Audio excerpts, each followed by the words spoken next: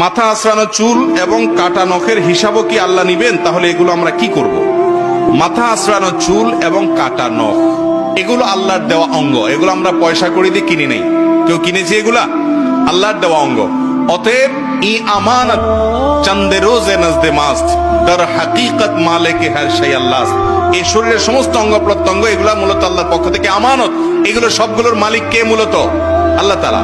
এই জন্য শরীরের কোনো অঙ্গ বিক্রি করা জায়েজ, রক্ত বিক্রি করা জায়েজ, শরীরের কোন অঙ্গ বিক্রি করা জায়েজ নাই। কেন জায়েজ নাই? কারণ এগুলো আল্লাহর পক্ষ থেকে আপনাকে আমানত দেওয়া হয়েছে, এটা আপনি টাকা দিয়ে কিনে আনেন নাই, এগুলো বিক্রি করা হারাম।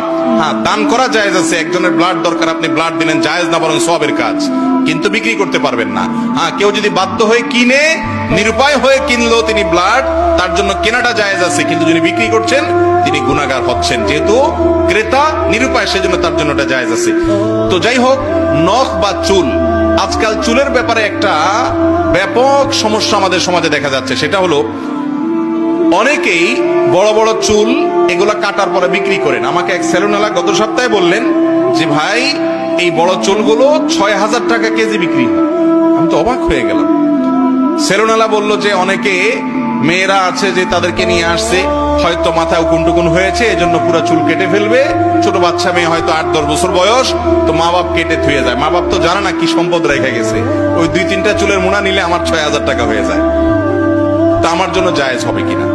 মানুষের শরীরের অঙ্গ প্রত্যঙ্গ কেনা বেচা করা জায়েজ নাই। অতএব এই চুল বা নখ এগুলো কেনা বেচা এগুলো শরীয়তের দৃষ্টিকোণ থেকে হারাম।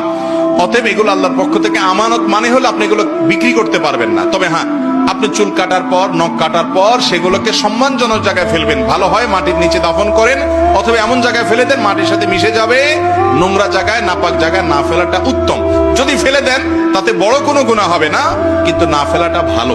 অতএব চুল এবং নখের ক্ষেত্রে এতটুকু দায়িত্বশীলতা আপনার আছে যে আপনি এটা বিক্রি করবেন না, এবং এটা কাটার পর এটাকে মাটি বা কোনো জায়গায় ফেলে দিবেন, যাতে অসম্মানটা না হয়, সেদিকটা খেয়াল রাখবেন।